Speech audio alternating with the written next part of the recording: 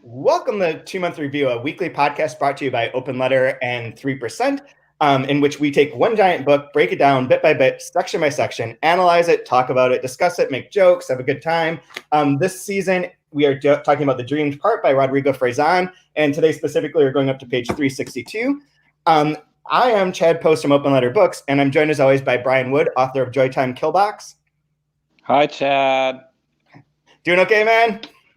Oh, yeah, man. Doing great. And we are joining us from Chile, special guest Carlos Labe. How are you doing? Very well. The time of my life. Yes. I just taught my last class of the semester, so yay for that. But last session was about Lost, about the TV show Lost, and when we had the third policeman on there and how he got involved with like being the literary consultant for the show and all that. And at the end, I was like, guys, like that literally on the day that I wrote the article for the Wall Street Journal, that was the most read culture article they had ever had at that point in time.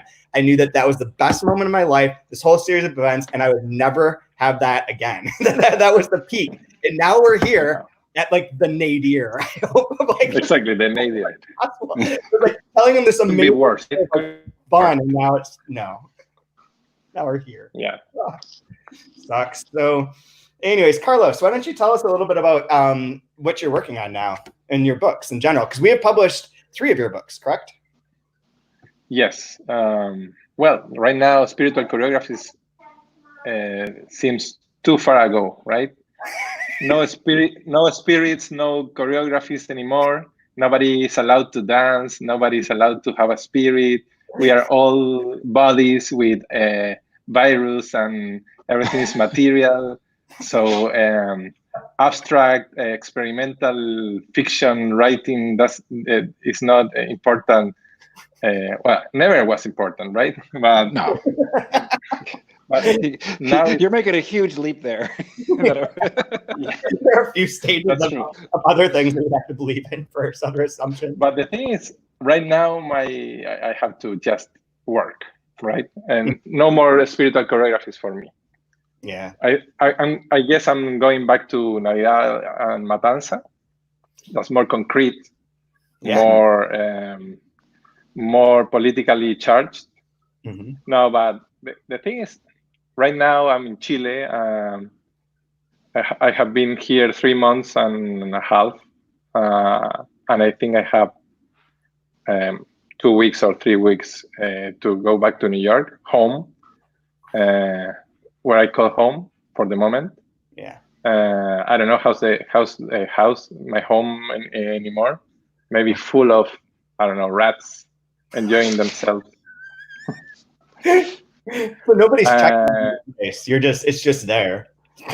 It's just there, yeah. You're gonna come home to a rat orgy in your house. Exactly. Yeah, they're waiting for me. But at the same time, I work in an office. I used to work in an office. Yeah. So when I came to Chile in February, we came to be part of the political situation that was going on. That was very interesting in Chile. Mm-hmm. And then everything came as to everywhere in the world. The virus, the pandemic, and all stuff, and everything was shut down. And so I started like working remotely in February. And that office where I used to work, it doesn't exist anymore. Everyone is working remotely now. So I could not go back and I could not care about Trump's immigration nonsense anymore. I don't need them. Now I can work from Chile. No, I'm just joking. But I hope it would be like that. And at the same time, I'm writing. I don't know what I'm writing now. I guess I'm writing 2 novels and 1 long poem, maybe a long epic poem, something like the Coronavaria or something like the Iliad, or amazing. Like one verse a day or something like that. And I'm trying to write like a 1,000-page novel. Whoa! Because why not? we could be dead tomorrow. So I want to try that. Yeah, do it. Yeah, and being with the family and with nobody else, like everyone, like having fun with myself, dancing with myself, writing myself, reading myself, burning books, the usual stuff. The being by yourself thing has gotten a little out of hand in our house a bit, because there's 5 of us crammed in here, including 2 teenagers, 16-year-old girl who is very emotional at times, but then Aiden, who's usually pretty quiet and just deals with stuff, came out the other day and he had one of those little Funko Pops of Morty from Rick and Morty, and the one arm is giant, it's like strong arm Morty, and the other one's really small, and he's like, "Hey Dad, this is every young boy after the quarantine." from and I was like, "Oh my God, my son just made it." That. Like, this is solid. And then a little bit later, he's like, "Dad, can I just have 20 minutes by myself? I just want to be by myself for 20 minutes." I was like, "Buddy, it's quarantine time. You got to get in and out of that. You get like 4 minutes max. You get the stuff done. Don't cuddle, don't foreplay, just do it." 20 minutes. That's good. But yeah, everything now is out there in the house. You have to talk about that, right? It's insane. You cannot hide. No. Wow. Yeah, but anyway, hard being a teenager. Wow. Yeah, you can go out. You can run away from. Yeah, that's very bad for them. I feel for them. Yeah, they're a little bit frayed at all edges, but we're doing okay. So I actually have a place to start for you guys. So, well, I guess Carlos, you've read all of the Dream part in Spanish, I assume, right? Not all of them, but I read it in Spanish. So every quote you have, I don't have the book in English too. So I will follow it with my mind and try to remember, because I don't have the book in English, in Spanish or English. All my books are in New York. Yeah, that's what I thought. That's why I thought this would be really fun to have you on, because then you can just like say whatever and make fun of us in whatever way. But I have a question. Yeah, go ahead. This is for you two. Okay, so this is the first question I have for you. This is models of fathers and writers, and you are both fathers and you are both writers. Okay, there are 3 types of fathers and writers. The one who, in a house fire, rescues his son. The one who, in a house fire, rescues the manuscript of his novel. Or the one who, in a house fire, rescues his son, gets him to safety, and goes back into the flames to rescue the manuscript of his novel, and dies in the attempt and leaves his son an orphan. Which one are you? Brian? I've actually had a house fire with a kid. Wow. I'm the 3rd one, but I survived. Yeah, fair. So you're the 4th. You're the ghost, right? Yeah, because I only had the manuscript was on my laptop. I didn't have it like on the cloud or anything like that, because I'm terrible with technology. And so I got my daughter, and the fire was outside I live in an apartment building. It was in the hallway across. And so I got my daughter and my wife to safety, but then I ran back in and I left like the wedding pictures, like the keepsakes, all of it. Just grab the laptop, get out. Yeah, the cat stayed in. Wow. I just grabbed the work and got out. But yeah, so I'm the 3rd one. Wow. I would have saved my kid just to have them be an orphan, because I'm vain and want to grab my work because it's so important. Yeah, I think the third option is the better one, the best. Because dying is very good for a kid, for your son, right? And he has your book, your manuscript. He can cash it. Or you become a myth. Yeah. Yeah. See, again, it's the first one. I don't know. It's the vain answer. Either I can get my work and save it because it's that important, it's that meaningful, or I'll become a legend dying trying to get it, and I'll be famous that way. So either way, I'm going to be great. Exactly. But losing your kid is like, everyone will kill you afterwards, right? Exactly. Yeah. Oh my God. So Cool. I would be the third one too, I suppose, if I wrote, but I don't. So I would probably just be the first one. I'd save the kids and just leave all my shit. It doesn't matter at all. I've also, since I lost my computer last year and all of my stuff, I've become very detached from data thing. It's all replaceable. But anyway, so if you haven't read this is a section where there's a few different main points to this, but we find out a little bit more about where the writer is, like what his setup is, which we can get to in a minute. But this is a big part of this section, aside from being like a list of insomnia bits, like bits about insomnia, what famous people who had insomnia, what insomnia is like a ton of these. Where is that part? Like little one-liners, like insomnia like a dislocated location where you think about what comes to pass and what came to pass and what will come to pass, and various aphorisms like that. Because our writer has insomnia and is sort of losing his shit a little bit. They're also, the main thing that we can talk about first that Brian, you brought up before you even got on here, is that Transparent Things by Nabokov is a big part of this section and kind of the book as a whole. So it gets introduced early on page 309, where it's talking about Nabokov's idea of an enchanter quality. And then he says to show and to hide and to insinuate, and Vladimir Nabokov raises this tension to the max in stories like The Bain Sisters and Signs and Symbols, and in novels like Transparent Things.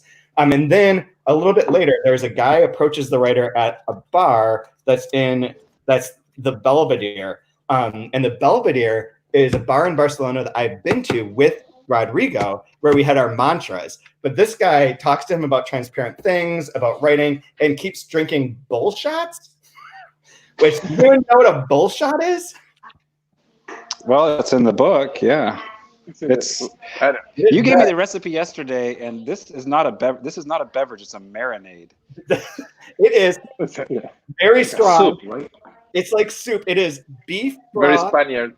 Very vodka, Spaniard. Celery salt, Worcester sauce, and lime juice. And I've never tried this. I made it. I went and bought all the ingredients solely for this bit, and I'm going to try this live right now and see if it's better or worse than Malort, the worst drink in the world. Have you chilled it for 20 seconds? It's chilled and it has a big ice cube in it. Okay. I planned this out. So let's see. All right. Chad's riding the bull. Oh my God. No, that's bad. That's not good. Yeah, it's bad. That's not good. That's not what I wanted it to be at all. Ugh. Too salty? Too salty? It's like meaty. Like it just tastes like a marinade. It doesn't taste, but not like there's any good substance to it. It's just like drinking like A1. Yeah, it's perfect. If you were sick, I was thinking if you had the virus, you don't have the virus. Yeah, no, I killed it. This is better than life. Yeah, well, I'm pretty sure because coronavirus won't want to live. Yeah, with that in your body, it's like I'm good. Yeah, exactly. I'm going to it's not a huge, long-lasting aftertaste. Like there could be, if there were a long-lasting aftertaste, it'd be way worse. But it's still not good. I'm gonna drink it through this whole episode. By the end, I'll be slurring because it has a. You have to finish it. In it. You have to finish it. I know. It's kind of. I had everything to make that drink. I was going to join you. I had everything to make that drink except for beef stock. I had chicken stock, so I was going to make a drink called the chicken shit, which was going to be the same drink, right? But with we had chicken too. I went to Wegmans this morning. I drove to Wegmans this morning to get beef broth just to be able to do this one gag. I endangered my life for this podcast. That seems like something that would be like if you're into CrossFit and you want to go drinking with your bros, like you would order that because it's got some beef stock, some protein. You can add some protein. Yeah. But anyways, okay. So maybe without the broth, maybe without the meat thing could be better, right? It would just be only the celery. Yeah, vodka and celery salt. It's good, right? Yeah. It's like a Bloody Mary without the tomato. The tomato, right? Yeah. Sounds good. Wow, I'm starting to miss Bloody Mary. Maybe I make a. I made a Bloody Mary for myself. You don't like it? I'm not a Bloody Mary fan, no. Oh, I love it. Me too. Now we are off into a whole new world. So Transparent Things, Brian. You went deep into transparent things and had some ideas. Well, I don't know how deep I want to get into because I'm not super familiar with the work. Other than I started looking into it and reading it a little bit, and it seems like it was a huge influence for kind of the way this book is set up. Or I don't know. I thought it was interesting that although it's a very short, small work, it's super dense, as it kind of explains here.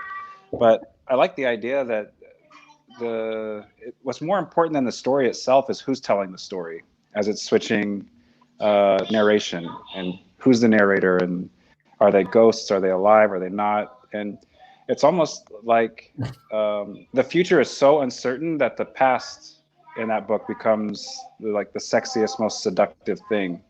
And so there's this idea of memory being super important, and the place and the memory. And I kind of feel that with reading Rodrigo's work, where it's more like who's telling, it's confusing, and you're wondering who's telling the story. And it's the story of the past is so much more important than what's going to happen next, that you kind of remain in this weird kind of dreamy, echoing past. Yeah, absolutely. I did read Transparent Things last year after working on this book. And after there's a book by what's her name? Nafisi. I forget her first name is, but about Nabokov, and I started rereading a bunch of stuff to read along with doing that book, which is pretty cool. But Transparent Things I read last summer, and it is really great. I wrote a little thing about it for the website that I can post in the comments here. Just a little section, but it talks about how, like you say, the plot itself is not very confusing, but like there's this we that comes in at the beginning and the end that sort of explains things, and it's not associated with a embodied entity. So it twists the books into a very weird shape of like what like you say, like where it's being told. And that comes up in here at some point. Is it in this chapter where the narrator's like talking about the difficulty of Transparent Things, or because I think it keeps coming up over and over again in this book in this last half. I might be wrong about that, but one thing I noticed when I was reading this last night is that we are in a set where it's starting to cycle and loop, almost like little mini loops. Like it had the mention last week that we talked about, I think it was last week, of the JFK, my God, the FBI spy that's spying on Nabokov, and then goes and works in the hotel and brings him the TV set to watch the moon landing. And then here, the guy that's drinking this god-awful Bullshot says that he got to know Nabokov and that he worked with him and even watched the moon landing with him. So you get like a new version of that story, as if maybe the one that we heard before was the invented version of the story that the writer heard from this guy. But there's a lot of this kind of looping stuff like that. Hey Walrus, kind of his story keeps coming up again and again at like certain intervals, and you get a little bit more clarity on what his deal is, especially in this one, which is hilarious. And the school kid that dies comes back again. So there's like certain things that seem like stories that seem to be kind of recurring at this point, almost like a dream cycle of sorts. It's my long bit there. And the answer is yes. I was wondering about the transparency thing. What's that, Carlos? Do you hear me? Yeah. Do you hear me? Yeah.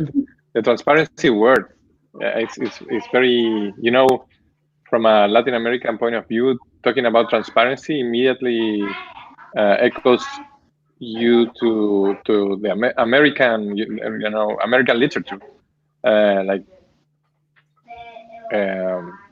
like works by, in the 90s, Fresani was a big thing in the 90s. They were talking a lot about transparency in the Latin American realm, like with echoing journalism, and I wonder if he's talking about that too, like in opposing to, of course, to Garcia Marquez or any Baroque, like Latin American Baroque tradition, like saying, okay, we are not French anymore. We are not European or indigenous. I don't know. We don't have any indigenous tradition, but we wanna like embrace the 90s American literature. Let's say Easton Ellis, or because the way you were describing that part, it echoes Proust. I was thinking about Proust, of course, right? The whole trilogy is like a I don't know, update of Proust from an Argentinian Spaniard author. But I was wondering if he's talking about this whole era where they were against Europe and pro the United States.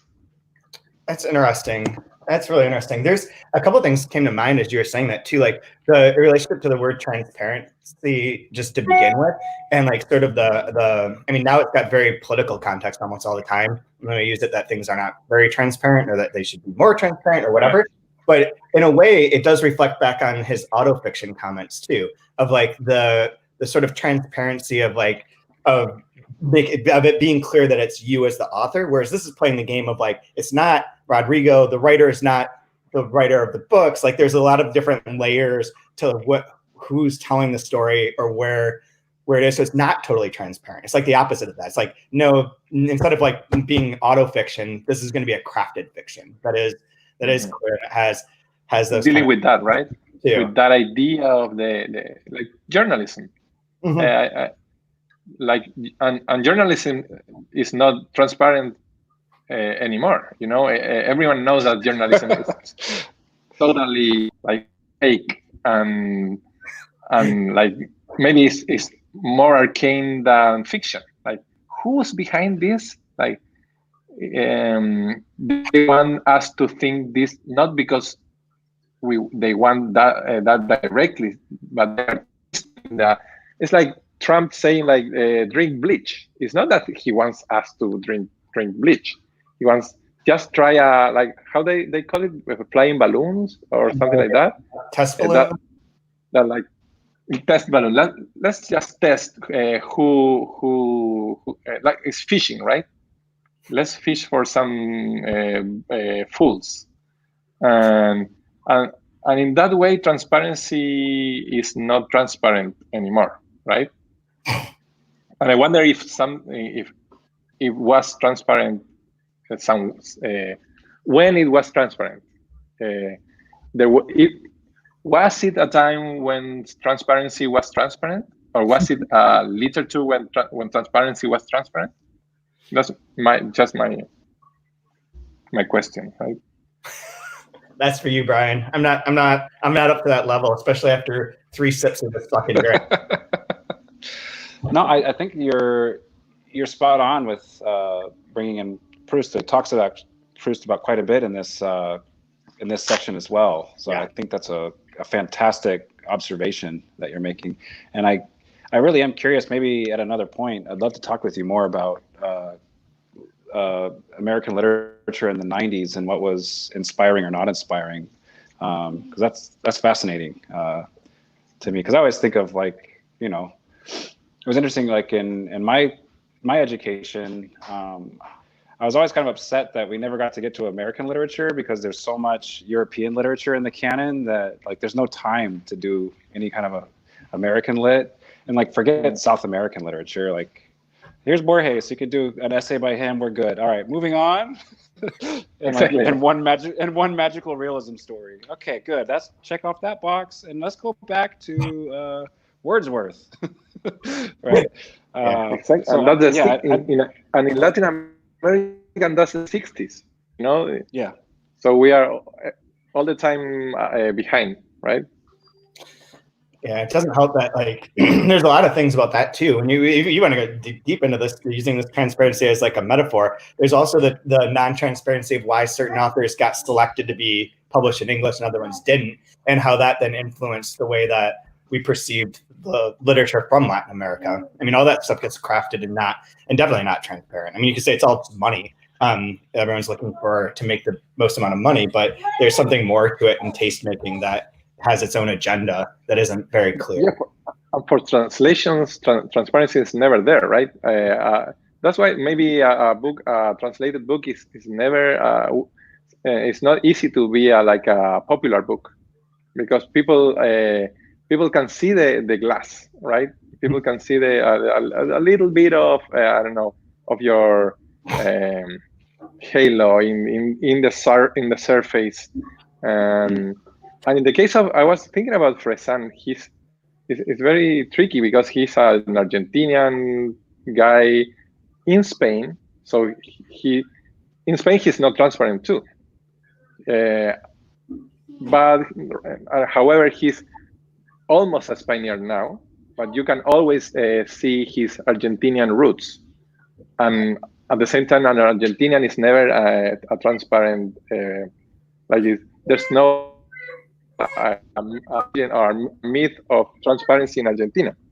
In Argentina, you are always Italian, Irish, or Spaniard, or something else. There's not like the myth of the essence of Argentina. They come from the ships, right? Mm-hmm. They are always foreign, and then you take that book, like this Proustian book from an Argentinian guy in Spain, and you take it to Rochester and translate it by a guy from Wisconsin, and then the person who's reading maybe is from, I don't know, Dakota, let's say, or New York. And so you have 4 levels of transparency, and those layers, and it's not transparent. His style is not transparent, right? No, yeah, there are lots of layers and lots of little hints and starting to sound like a bullshot when you start adding all those different elements into the. should be the title of the post. Exactly, and the Nabokov is the vodka, right? Yeah.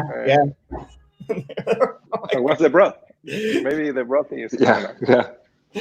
Oh man. The other part with transparency too, though, I was wondering if it's partly a kind of a hint as to read quickly and to skim, to not go too deep into the surface, because it gets, that's where it will get dark and murky as you get weighted down underneath. And I think that I wonder, like in a book like this, and I'm curious if it's in Nabokov's work as well, where you'll kind of get lost and crushed if you try to go too deep into it, and you need to like skim across it as fast and furiously as possible. He mentions this like running, and he mentions even better like Penelope with ice skating, like this quick breeze, kind of like a lot of momentum and a lot of energy put into like pushing through it. And I'm curious if that's part of it as well. Because this is one of these books where I feel like it could be like a black hole, or if you get, I think that's it'll crush you. That's a great quality. I'm just learning about that quality, levity. Remember Calvino's 6 lessons? Levity is something I have never managed. I never learned about levity, and that's a thing that I think Fresan does handle, like being deep. Trying, but it's like a scam, right? It's like not trying to be like straightforward deep, or not trying to be straightforward opaque, so people can be interesting. All kinds of people, right? Not only heady writers. Yeah. That's surface, only surface, right? Mm-hmm. It's like music. Yeah, it is. There's. It's really good, really interesting. And I was going to ask you guys one other. I got a bunch of marked notes for you guys. One other one that I thought would hit home for everyone on this podcast is the bit where the guy's talking, and on page 317 he says, "What I was, a physicist and mathematician and cosmologist. It's not a simple occupation, and it's well known that a good number of the members of my quote-unquote race reach their peak between 20 and 30 years old. After that, only exceptional beings achieve anything with formulas and equations and theorems. Others I've read last a bit longer, right? I read that statistically, you're more likely to hit your high point around 45. Yes, right. I was like, oh, no, this is the high point? I don't like that. How old? Oh, Carlos, no, how old are you? How old are you, Carlos? No, I'm 42. So I'm on track. You got it. You're I have 3 years. That will be done when you're 45. So you exactly. Hopefully, right? That's a very good quote. Your epic poem and your 1,000-page novel should be done by 45, hopefully, at your peak. So there you go. Exactly. Then I die. Yeah. Then you die. Then it's just yeah. The other one that I wanted to ask is the 38. So I got a couple years still to go. So I can procrastinate a little bit longer and just think about writing rather than write. Yeah. You have time. I have time to just think about it. Yeah, exactly. Maybe you won't go out There's for a couple of years. Exactly. But there are isolated cases, of course. Oh, you probably this one too, Brian. Yeah, go ahead. You probably underline this one too, but just to keep the joy flowing on 323, writers are fragile and delicate and fade away so easily. And what looks so easy from outside turns out to be so difficult to maintain with internal harmony. It's not enough to be cultured and be able to cultivate and germinate and harvest something. And he was never great when it came to pruning. He was always more inclusive than exclusive, which I think is a good reference for the book being constantly like baggy. Like it adds, other things get added and added and added. The Insomnia lists go on and on. Like he just always wants to include the world, include everything within there, which reminded me too, jumping back a page. I wrote this down. I read this last night, reread it last night, and I circled this, but just above that though is the writers are bonsais who dream they are oaks, which is another one I like. It's great.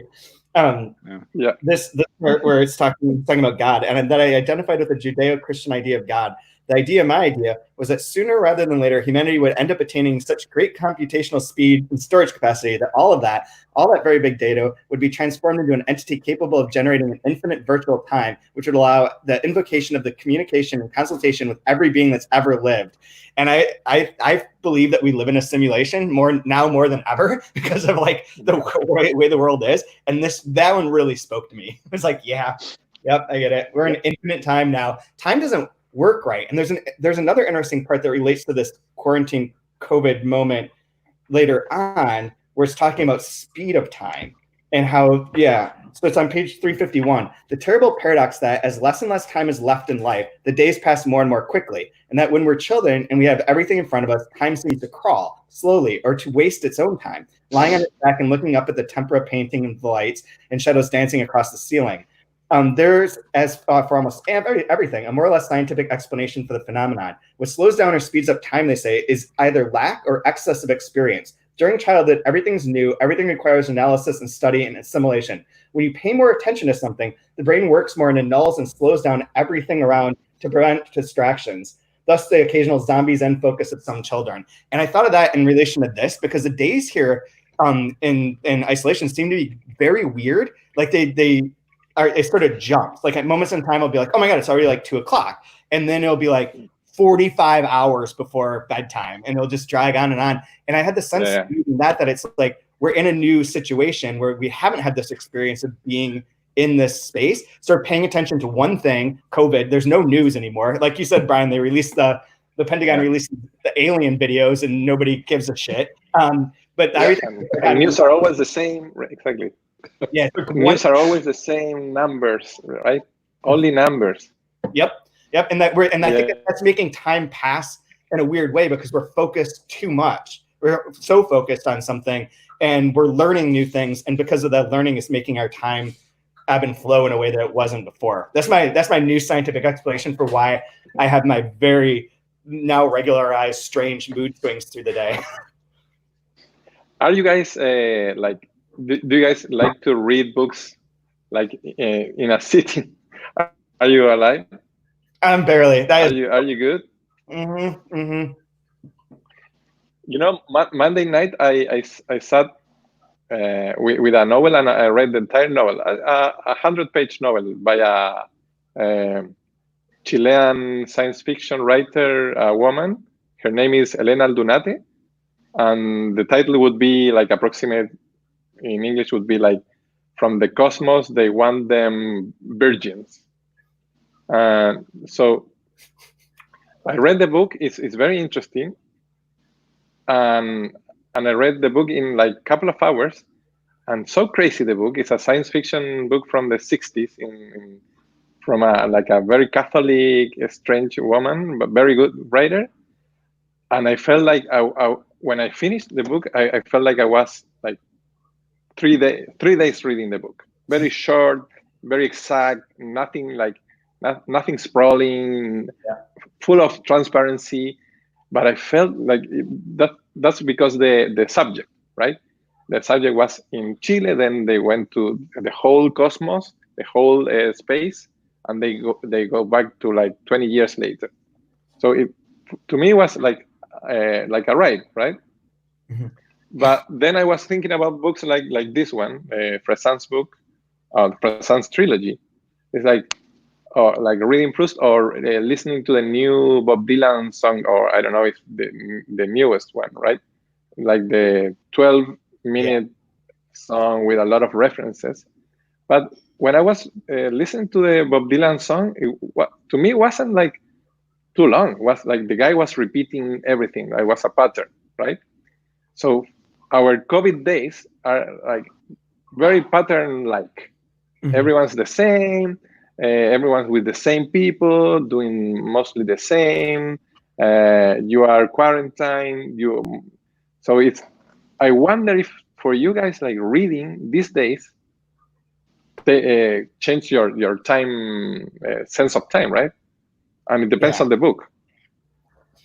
Yeah, I've gone back and forth on like reading during this time where it's been very difficult to focus or concentrate, and I just like whatever. But I read Andres Newman's latest book, Fracture, over the weekend, and it's long. Like it's only like 350 pages, but they're like really dense pages. The print is very small, and it took a while. But that was the first book that I really like felt immersed in a long time during this, and time went by much more smoothly.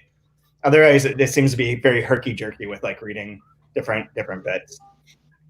Yeah, when you watch a movie or watch TV shows, time is always the same because it's like 22 long, right? Yeah. You know that you're gonna spend 22 minutes, and you know that you will have that action and that like sense of fiction, right?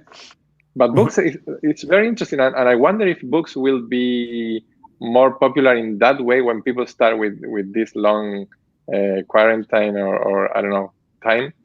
They will start like way to go out, and not only in space, but also in time. Will be like reading Proust. Let's read Proust. And be like political again with Proust, right? Right on. If anything that gets people to read more books, I'm for. Except for the coronavirus. That no, I'm not approving of that. But not that. Silver linings, right? Yeah. Well, I found for me, time's going by really fast because I have nothing to look forward to. That's true. No, if you anticipate something exciting or amazing, or you have this deadline that you're looking forward to, it really slows down. It's agonizing. It takes forever. It's like trying to go to bed the night before you know you're leaving for vacation. You're super excited to get started on this journey. But if there is no journey and there is no future that you can really see, there's nothing there, like, right? They just bleed together. Like an hour is a day, a day is a week, whatever. Like whatever. I'm just kind of like I'm just kind of a weird, just swimming in it. And it is nice to anchor yourself with a book or something where you can have a charted start to finish. And like I think it's a wonderful time to be reading, because for me, there's really not a whole lot. You know, the fantasy, they say the animals, they live in the moment, right? I don't believe that. Yeah. But they say animals, they don't have a sense of past or future or nothing to expect. Maybe the new reality for human will be like living in the moment. I don't know. Sounds. I don't know. One of the things that I like that I think we should go back to that's in this book is where it talks about how I know this is in Roman times, I believe too, but up through the 1800s, where people would go to bed and wake up and do stuff and then go to bed again, that you'd sleep twice during the night. I think that's you just take a drink of your Bullshot. There's something going on in your throat. Take a good. Yeah. There you go. Yeah, you look too sane now. Yeah. Damn. But I like the idea after the list of insomnia, the list of beds. Yeah. That one. Yeah. That's a good idea. Like waking up in the middle of the night and doing thing, or reading a book, and then doing the Excel, and then sleeping again. Yeah. Sounds good. Go to bed at 7, Or go is it- to bed at 11, go to bed at 5, get up at 8. Yeah. Like it'd be a fun new routine, a new way for people to live. We can just Or start. the idea that you have these different beds for different actions. There's your sleeping bed. There's That's your great. there's your sex. There's your sex bed. Your eating. If you want to eat in bed, there's that bed. For like they have. Exactly. Nobody needs desks anymore, right? Yeah. No, we really don't. I've been teaching from my bed every single day. Like I just stay in bed and like I think everyone's in their bed, right? But you know, kids don't like that. Kids like to be. They wake up at 7 or 6 or 8, and they don't go back to bed. Yeah. They're not in that, right? No, definitely not. There's one other part that I think we should mention as like a plot point part is, well, two things. There are 2 plot points worth mentioning. One is the Uncle Hay Walrus, which his story is pretty hilarious. Where he's involved with the Beatles, and there's that part of it. But the part that I like is that when he was a kid, he was hypnotized and made to bark like a dog. He was barking like a dog. The hypnotist dies of a heart attack, and he's stuck barking like a dog until his dad slaps him out of it. And then he every so often can't control that, and it's still like subconsciously dog-like. And when he hears the whistle, and is it A Day in the Life, or is it, I forget which song it was, the Beatles, that has like the dog whistle hidden in it, and he gets like freaked out about it because he's like sensitively attuned to dog stuff from this hypnosis. I love that. I thought that was hilarious. That was cracking me up last night. Yeah, it got him a job with the Beatles. So. Got him down with the Beatles. That's another example though, of how this book keeps doing that same trick. It introduces him being with the Beatles and doing whatever he did for them, and that story, and then later explains how he got that job and because of the hearing the dog whistle thing. And then the other part to mention, I think, as a plot point, is that we get a short description of where he is, like physically. His bed, it says on 358, his bed is, yes, much more than a bed. This bed is a normal bed, like a black marble mausoleum with angels and gargoyles. There's a simple tomb in the earth with 2 pieces of wood forming a cross. His bed is a colossal structure, ebony with inlaid mirrors and precious stones that seems to rock like a ship on the waves of his memories and on the rails by which he moves far and wide throughout his house. He has ordered the royalties that ceaselessly pour in courtesy of the Gothic fantasies of his flamboyant sister have allowed him this and so many other whims. He has ordered walls torn down and hallways fit with rails and stairways turned to ramps and a complex invention woven of steel cables and pulleys that carries him here and there without ever needing to get up. Like in the old comics about the sleepyhead little Nemo. His bed moves, his bed travels. So he's in like a crazy, taking that face value, is like crazy contraption where you can just go throughout this whole house to wherever using like a pulley system in this giant elaborate bed, not able to sleep. It's me, or feels like the book, the narrator is reclusive, right? It's in reclusion. It's like he's not narrating like walking in the street or in a very busy, I don't know, place. He's like us, right? He's quarantined.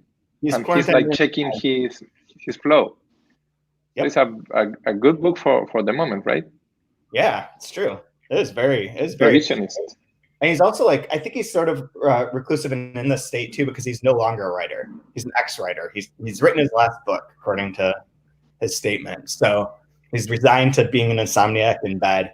The insomnia thing, though, I wanted to mention, I'm going to use this. I'm going to jump ahead and say that this is my favorite line, because I want to talk about this part. So there's a bit, when you sleep badly or don't sleep well, it's been proven that the brain begins to create false memories. Cryptomnesia, they call it. The paradox that the impossibility of dreaming leads you to invent yourself a dreamed life, a waking dream past that ends up swallowing the nightmare of the real. And I will sleep, not well. I have not been sleeping well, and I've not been having my normal dream states. Like sometimes it's the same, but like last night I was in my weird city that I go to every so often, and that's always the same. And went to the Irish bar that I always go to, and they were opening post-COVID, but they had all the tables blocked off, and everybody had to stand crowded around the bar. And I was like, that seems totally backwards and unsafe. But like, there's so many, that's like the closest I've had to a regular dream, but I've had a lot of images like where I've thought I've had conversations, and I'll And then I'll realize that wasn't even possible. Like I haven't seen that person, but it was just like an imagined dream or an invented memory. And they're always like fairly realistic. So I feel like I'm moving in that this COVID thing has given me so much stress, and this situation has been so like whatever. I'm not sleeping right, and my brain's reacting by inventing these hallucinogenic memories. And then I'm forgetting all the real things in life and inventing new things from my made up crazy dreams. Yeah, you need experiences, right? And you are not having those experiences. So maybe you should start writing, because I'm guessing that's I'm not good at it. Yeah, it's the only way to find new experiences when you can't. Like when you are saying that the narrator is he's an ex-writer, right? Well, it's an ex-writer, and he's still writing. Like he's writing because he wants to recreate those experiences or create new experiences, like for like being with the Beatles again, right? Yeah, there's a line there's a line that's almost exactly that too. That's in here where it talks about it's got a reference to this trilogy essentially. But it's interesting, like as you're looking for it, like as your life is so out of sorts, your dreams become what your normal life was. Like you're dreaming about a conversation. Did I have that conversation or not? Versus if you had been living your normal life, your dreams would be fantastic and amazing and so far from reality, it's a dream. But because you're trapped inside this house, not living out your life, you're dreaming of just your normal life. And that's really sad. It's strange. Really. Oh my God! You need like Carlos was saying, you need some experiences. Maybe the writing will help with that. But no, I've had some similar dreams too, where I'm not dreaming of these amazing, fantastic fantasies. It's just more of like, did I load the dishwasher or did you load the dishwasher? That's not a dream. Like, right? Yeah. What the hell? What's you don't have any way to discriminate between the realities, right? Yeah. Oh, it's all just the same simulation. We're all going to wake up one day. It's cool, man. So this is the line that I was thinking. He never had the chance. He never had any desire to put how he stopped writing and writing. I think my connection is going bad. He wrote about the opposite so many times, about the alpha of the matter. He analyzed and reinvented it from all possible angles. And then a little bit later, the only thing that comes to him are bits of plot. Where did that line? I just had it. Oh, well, it doesn't matter. But the reinvented and invented, like, that's clearly like the invented part constantly went back to that story of like becoming a writer, how you become a writer and how that begins. Yeah, it's on 345. All that come to him now are embryos of plots and aborted storylines. Nothing but the character style of dress that will never be his own. Just the title of a never-filmed movie to be shown in a film club in some story. Ever ready and enumerative list, never settling for the white man and sheep that he could count, so on and so forth. So yeah, it's like all like half there. So the writer has like continues like creating, but it's not fully fleshed, and it's sort of like merging in this. It's a bullshot. It's a bullshot of flavors and aborted storylines. Oh. The bullshot, is it real or is it an invention? Is it an invention? Yeah, is it an invention by Fresán? Not real, right? No, it's real. I Googled it, and it's Bon Appetit. Oh, yeah. Okay. Bon Appetit has a recipe for bullshot. I'm sharing in the comment section as we speak. I have a quick question. It's totally, I mean, it's not related to what you're saying, but on 324, there's a quote of a Nobel Prize winner that states, many writers have distanced themselves from public life and even feel a certain disdain for politics. But I think the writer should always be in that sphere. He cannot be isolated like Proust, who ordered his walls lined with corks so no outside sound could reach him. That image terrifies me. Do you know which Nobel lecture that's from? I meant to look it up, but I was reading this outside, and so I just kept going and forgot to look that up until you just mentioned it. Yeah, I was typing like it on my Camus. Camus, you think? I think it could be Camus, or maybe not. But to me, I don't know why it sounded like Camus. Well, it makes sense. Comparing their process to another French writer would probably make sense. But yeah, I was trying to figure out who that was. I typed in on my phone like that first part of it, and I got like the phone book basically of who could have said something Really? like that, but I couldn't. Yeah, I couldn't narrow down who it was. But it was on my phone. I didn't have my computer with me, so I couldn't look it up. But yeah, I'm curious. Maybe one of the listeners can yell at me that I'm an idiot for not knowing who it is. Camus. Oh, Carlos for the circle gets the square. Yeah. Nice. Okay. What now? I'm a circle. I think it's what's Camus. wrong? I think it's Camus is the first one that came up. I'm not finding that exact line in here, but the second one was Saul Bellow. Those are the top two results I got for like how I typed this name. That would be suitable for Sam. Right? Yeah, because he mentioned Bellow earlier, and so I thought maybe that's who it was going to be, but I wasn't certain. But I don't know. I think it just found me all kinds of nonsense. I don't know that any of these are the actual. I think it's just giving me like people who won the Nobel Prize and gave a speech. That's like what's listing. I'm sure it's not Vargas Llosa. It's not Vargas Llosa. No, definitely that guy. He's out. I think in a quarantine, Vargas Llosa is not reclusive. He's like in a boat with a couple of tyrants plotting against the. Will Vanderheiden said that it is Mario Vargas Llosa. Oh, he says so. Yeah, that's what he said. I think that it is Mario Vargas Llosa. Wow! So I'm absolutely wrong, and Will is always right. Well, he probably I assume that he must have found it, so he didn't have to translate because he's a translator. He knows about that. Wow. And he said it perfectly. It's so close and it's so gross. And gloatingly unaware of the other terror. Don't ever. This is as bad as Malort. Malort's over quickly. This is consuming an hour of my time of drinking, and it's not. I think you're supposed to just have a quick little shot of it, not like a chalice. Bon Appetit. Okay, Bon Appetit thing, it says makes one serving, and so I did it for one serving, and that's what this is. But I think like if you did like just like an ounce and a couple ounces and just did it as a shot. But that's what I'm kind of trying to do, like little shots of it. But maybe your body has changed in this quarantine. Yeah, you used to be a better drinker than that. Oh no, I'm a much better drinker now than I ever was before. Okay, I believe you. Well, I'm impressed about the quote. I want Will to explain that. How Vargas Llosa wrote that in his Nobel acceptance speech, right? I don't know. He's always lying. Yeah.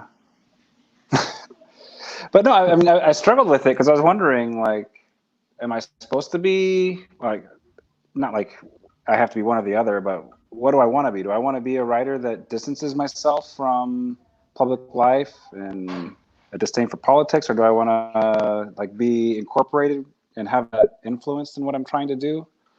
I think it's an interesting question. I don't know which one's right or wrong, but I'm more with like the cork walls and like my fingers in my ears kind of a person, I think. Because I know me. You're the opposite? Yeah. I'm just like, I have a hard time. I would be worried too much what others think if I allow the outside world too much of an influence on what I'm trying to do. I'm not strong enough to not give a shit. Yeah. And if I isolate myself, I'm better suited for doing that. I just know my weaknesses perhaps on that. But I thought it was really when you isolate, you have more control, right? More control of the elements. At the same time, I really like the writers or fiction that go outside and like it's like a recording of everything that's happening. Yes, like a fantasy, right? Like being the novelist with the mirror and recording everything. Yeah. And I guess this book is interesting because this kind of book tries to record everything that's happening in the psychic life of the narrator. Sorry, but at the same time, if the narrator would go outside and do that, and if the narrator goes out and tries to like blend with everything, it would be impossible to write everything. So you need some degree of control and isolating. I wonder how many novels are being written right now that records like all the miseries and details of the everyday life in reclusion, right? Yeah. As a like monks, There's like gonna recording the hours.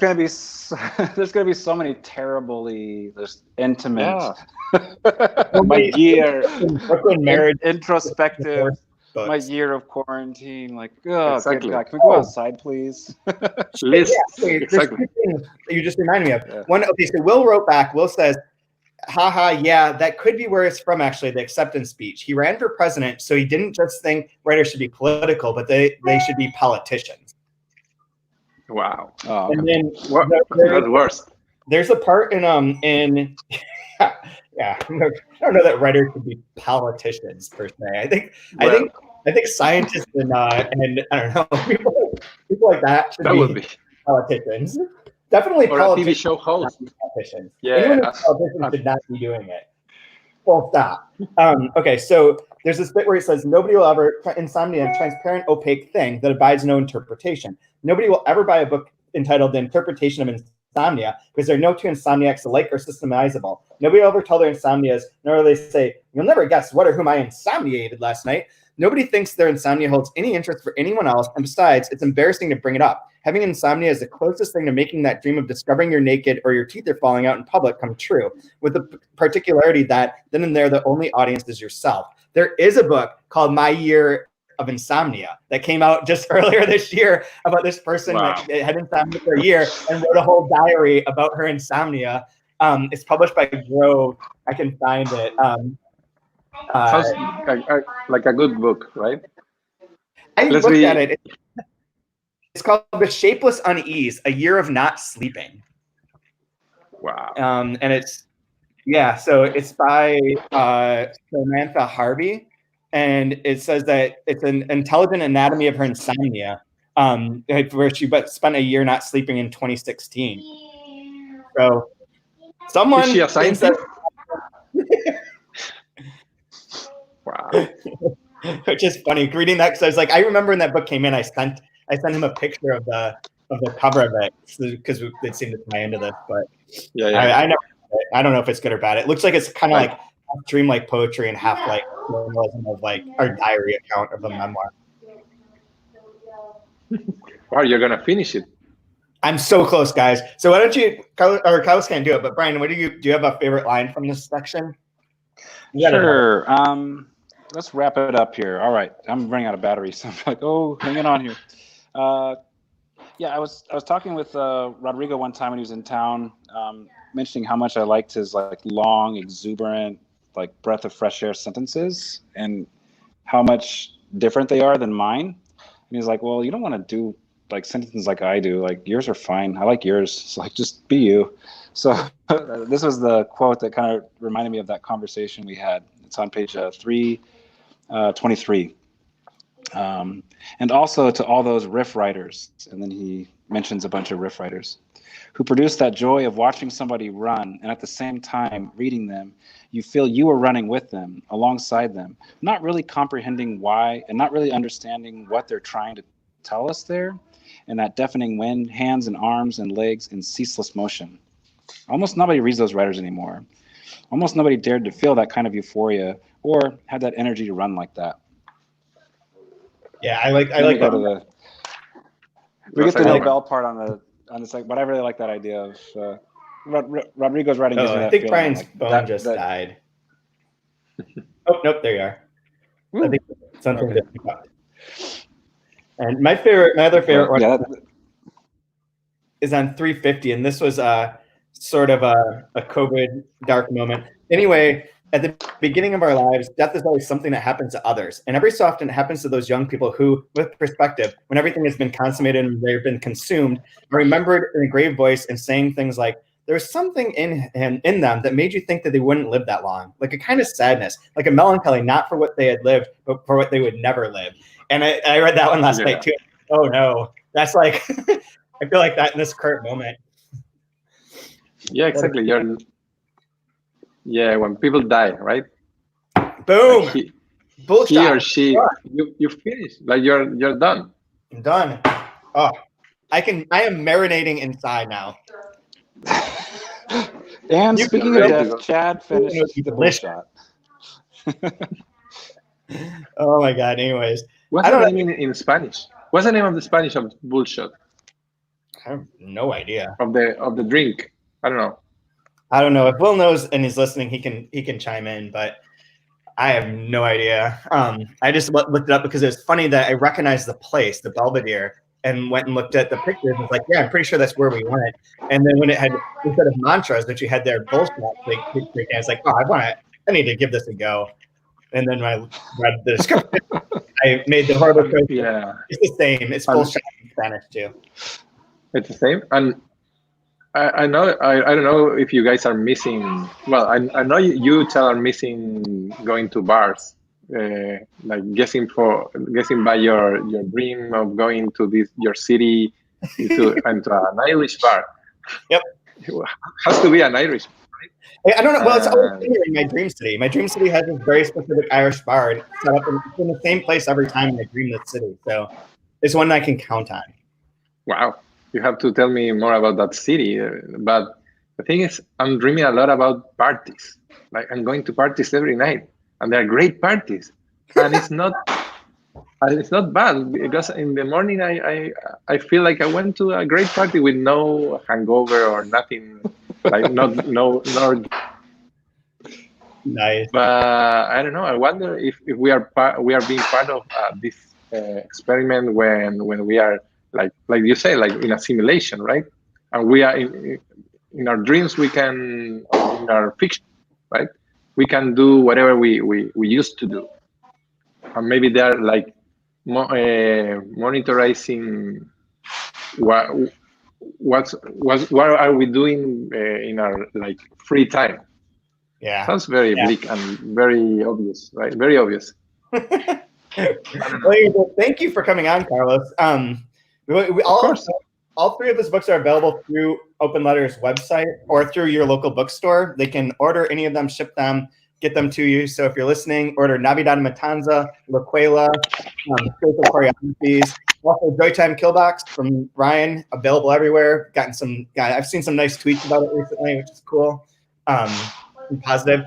And so next we're going to go up to page 424. And as a reminder, the next book that we're going to do as a 2-month review is Cars on Fire by Monica Ramon Rios, who right there, right on. Wow, we are in stereo.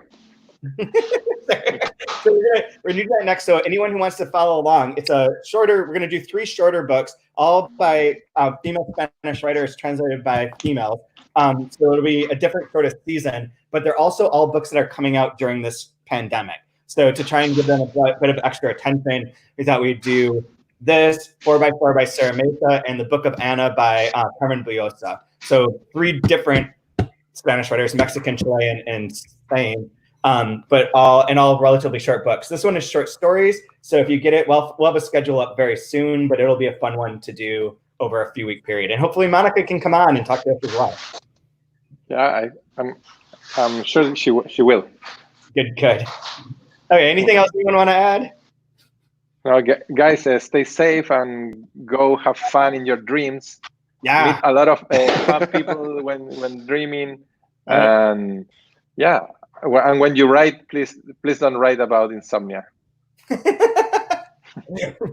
Okay. Thank you.